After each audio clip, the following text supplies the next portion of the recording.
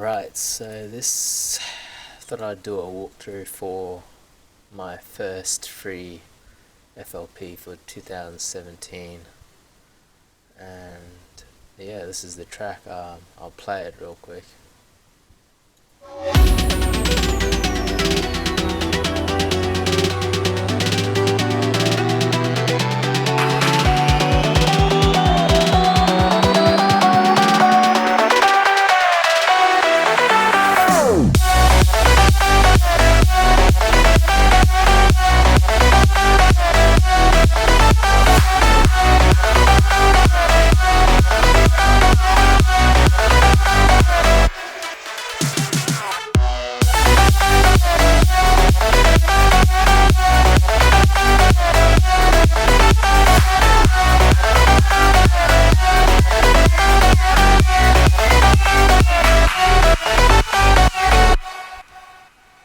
Oh well, that last note doesn't sound too good. Oh well, too late. So I'll go through all the mixing and how I did everything and show what's on the mixer channels and all that, and then yeah, I'll go through the drop first and then I'll go to the build up, because you know, that'll make more sense. I'll go from top to bottom. So the first is a kick. Now I struggled with this quick kick quite a bit because I couldn't find the right one to fit with the sub bass, and so I found this off a sample pack of Drop Department on SoundCloud. They got pretty nice samples, and just an EQ. I cut out a lot of the highs because I use the transient shaper. Actually, I cut out a lot of the highs out because it sounds too clicky, a bit way too clicky. So I use the EQ to cut out a lot of the highs, and I carved out a little bit of the lows so it doesn't mix with the sub bass too much. And then I use the transient shaper, and again I put the attack down a little bit because the kick was too sharp. Turn the drive up a little bit. Don't think I changed the release and the gain. Yeah, and usually in progressive house you want to change this quick fade out knob to around here, or yeah, because the sub bass is the bass comes from the sub bass in progressive house tracks, not from the kicks. Maybe in like Big Room you leave this quick fade all the way full, but not for progressive house. It's depending on the kick really. And then to fill in the white noise, I got a typical clap with an EQ, and I cut out most of the lows, some of the mids. I cut out all the highest high ends, and to support that with the higher high ends, I used my normal kick noise from 3 Oscillator, and I don't use the same presets on all of these. I mix it depending on how everything else is, the leads and all that. So you know, it's a lot of trial and error.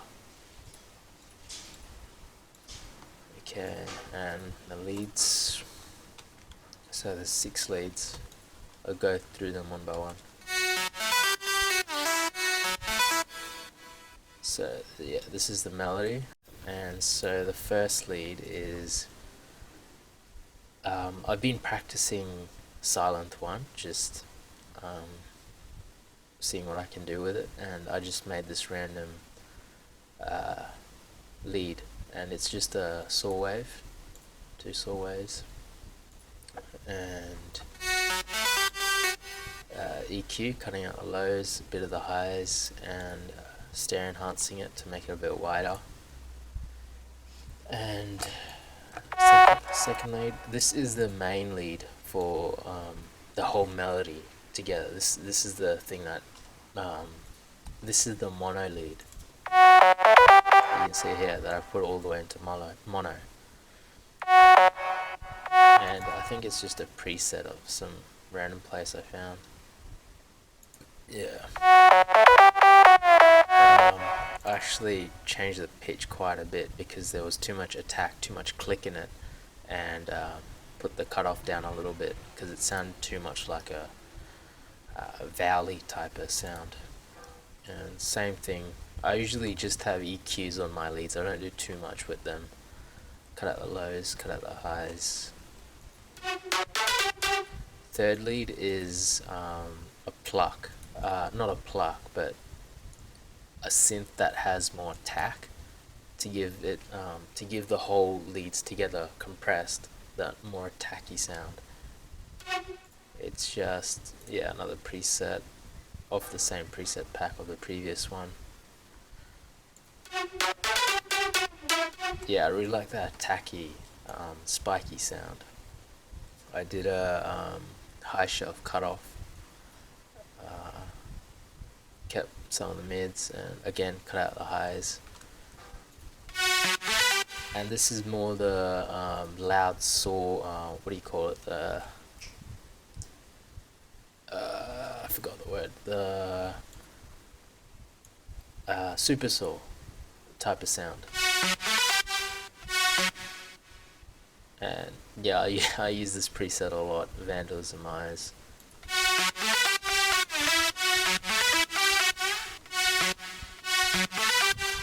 Same thing really, and it was a bit too loud, so I compressed it a little bit through Fruity Limiter. I prefer Fruity Limiter for compressing because you can see what's going on. Yeah. Next. Yeah, this is another sound I really like. Just an EQ again. I left the highs this time because in this synth there wasn't too many, so I just left it. And it's single layer leads, detune lead 5. Oh no, it's such a clean sound, and it has that little bit of attack. And it kind of emphasizes the size of the notes, so yeah, I really like it. Oh yeah, this one was a bit odd, like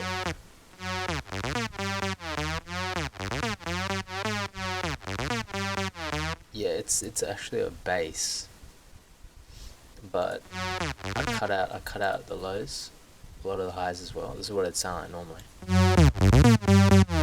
And obviously that would interfere with the sub basses later on, and I don't know, I thought it sounded really nice when you put all the leads together.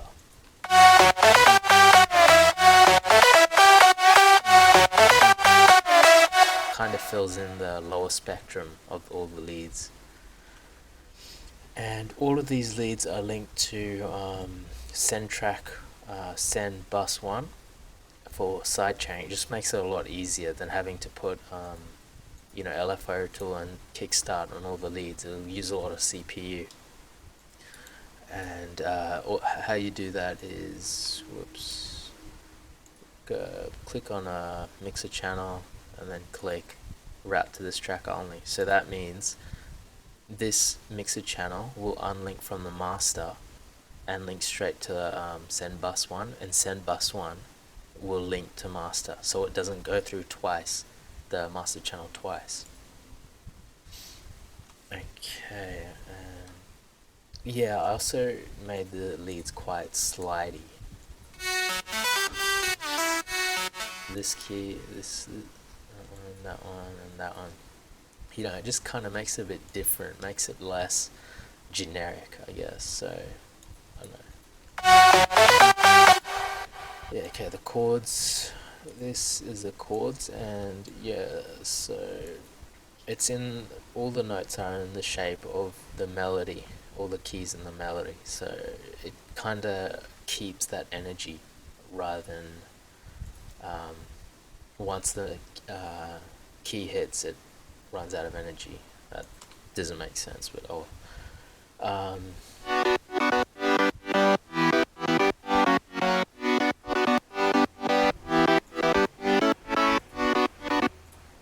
Yeah, so this is just again, I've been practicing silence, so I like making random sounds, and it's just a saw wave with EQing, cut out a lot of the highs.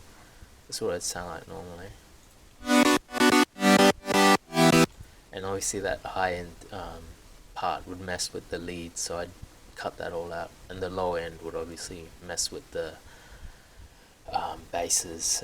And so chords are usually around the middle, filling in the mid spectrum, and I use a isotope imager to make it a bit wider. Next is piano chords. Yeah, you can barely hear this, it's just true pianos with an EQ cutting out a lot of it out, so I left it there to fill in the lower mid spectrum to support the chords. Yeah, you can't really hear it, but it's just there. The sub bass, I mean the hard basses.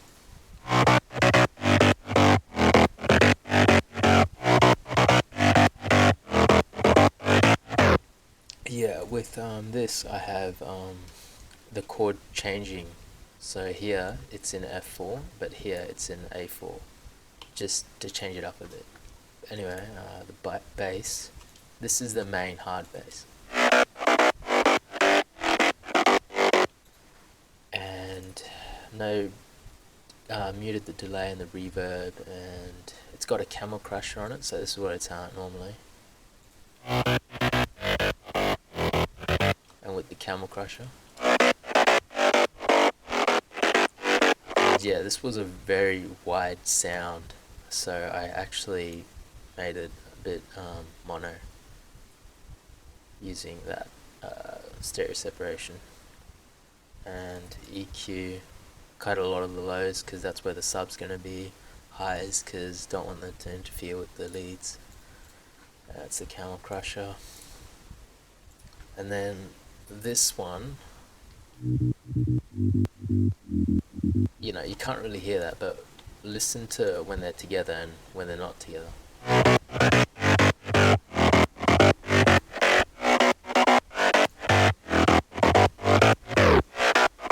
Yeah, it kind of fills in the lower part of the bass. You can see it there. And I wanted to add that little grittiness, that thickness to the lower side of the bass. And that's how it comes together. And again, linked to bus 2 with a bit of a harder side chain than what I'd have in the leads. And yeah. Okay, now the sub. Same sub, same keys really. Not sure if you can hear it, but I have a Camelcrusher on it just to make it a bit thicker, and then after the Camelcrusher on it, I cut a lot of the highs out, so that's what it sounds like.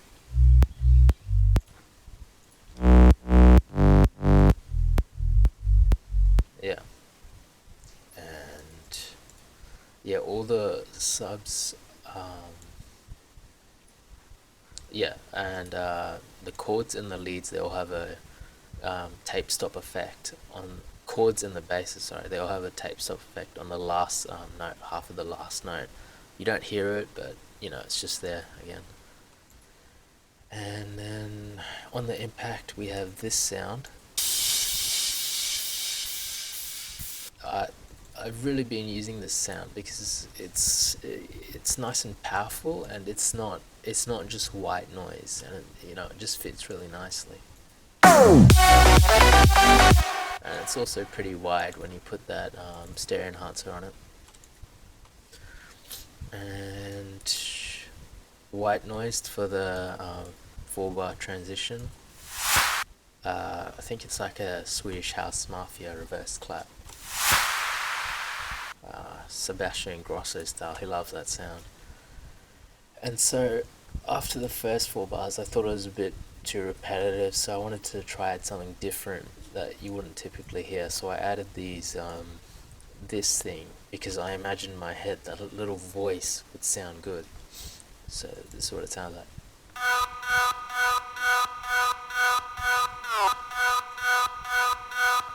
Yep, and it's just off a sample pack, like ones you see in the sample packs where it says one shots. that's the normal sound. And if you CRF, that makes it so it only plays to the size you have it.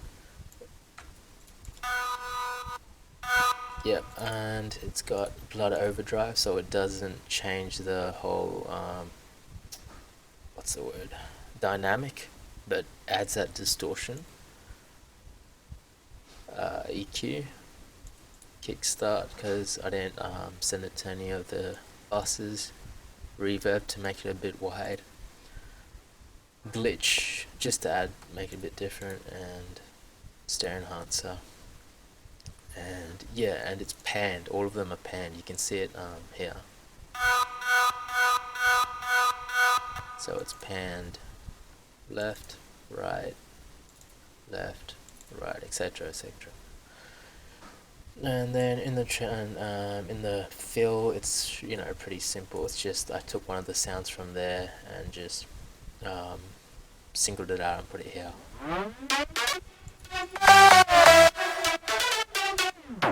Yep, and just an uplifter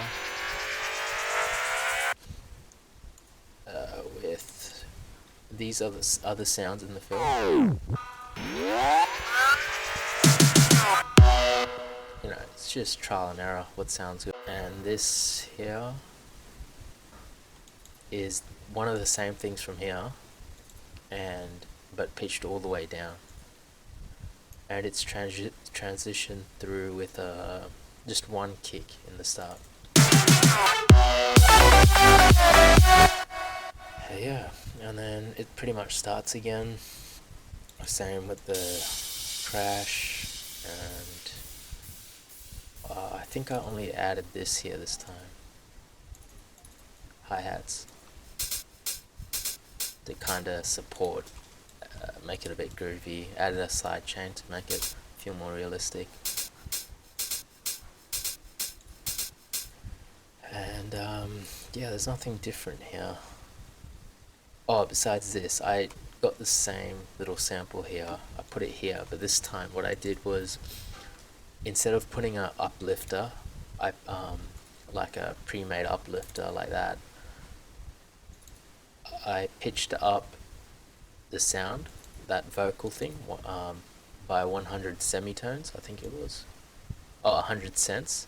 1,000 cents is one semitone. So yeah, just to make it sound like an uplifter, you can see that it's going up and up and up.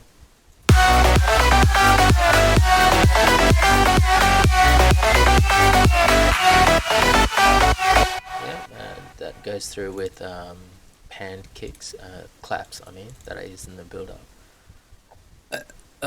Oops. Yeah, and yeah, it's pretty simple. I didn't go too hard out with that. And now I'll go to the build-up.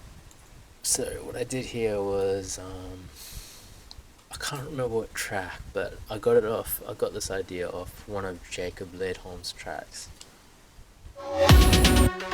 So I didn't make the whole thing because that would have taken way too long, but I just transitioned it through with the reverse drum. Percussion, I mean. And it sounds really cool. Sounds like a blow dart or something. Okay, first we got the snares. Actually got automation with it, I think.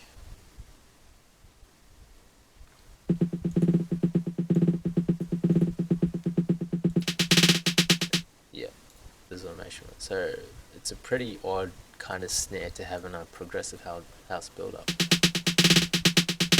Kind of sounds like a trap snare, I think. And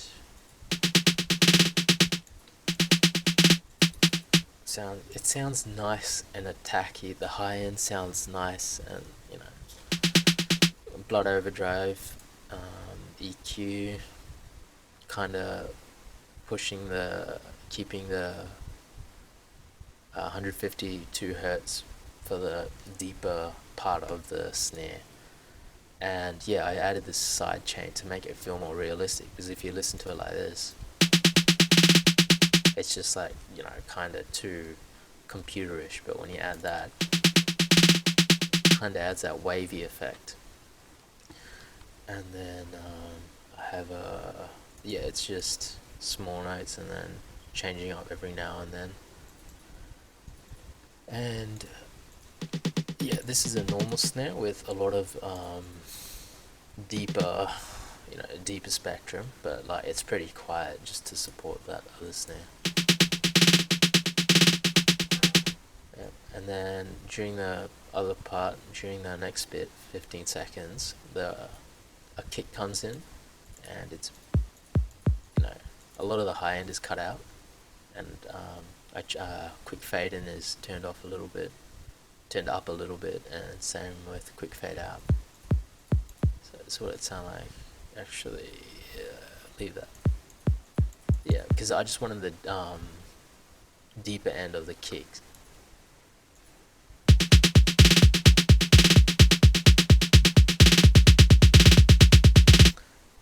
One problem is I didn't actually pitch it up, so you know that would have helped. And so this is the pluck that I have in the leads. So basically this is what it sounds like.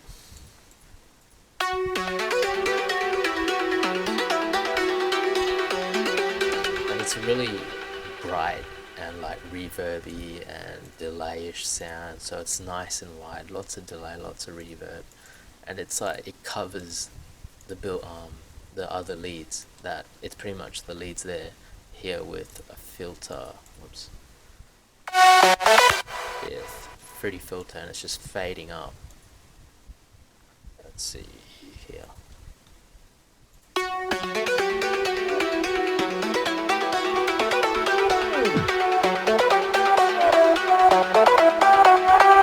Yeah. Same thing with the chords, and just one set. Oh yeah, and the sub, because I didn't add any bass in the build-up, I used this 3 oscillator build-up. This is what it sounds like.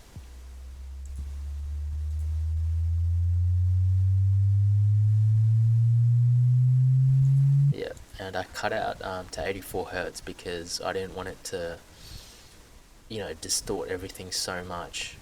So the sub only comes in when it hits over the 84 Hertz. Next we got, comes in with a cinematic impact and a kick to give that attack. Again, I don't like to use full pre-made samples, so I just try and make my own through other samples with a sine downlifter. And when it goes into the next 15 seconds, I have these 2 like really bright claps. So this is what it sounds like. Yeah, and then 2 big build-ups. This is a white noise build-up to fill up the high spectrum for when everything all drops, and then this is like the long build-up.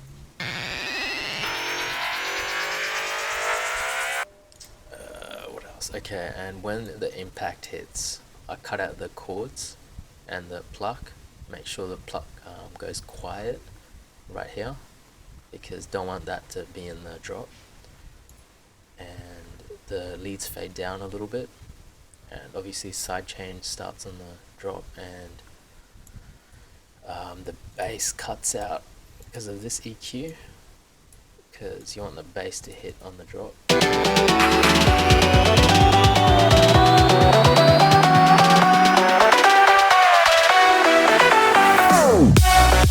Yep, so all the bass kind of gets cut out. It's like DJs using their knobs when they're DJing to cut out the low ends. And the impact is just this drum and this little scratching effect.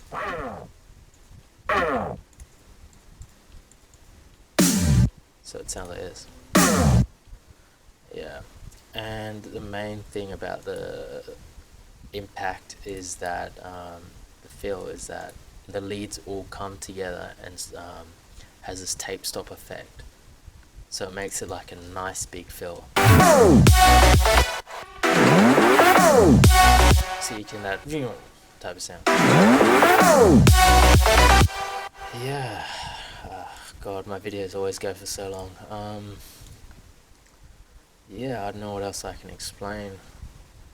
So, I went for more energy on this track rather than melodicness, and I use a pretty odd-looking melody, and yeah. So, I hope you enjoy this FLP, learn something from it maybe, and you know, leave any questions or anything in the comments. If you want, yeah. All right.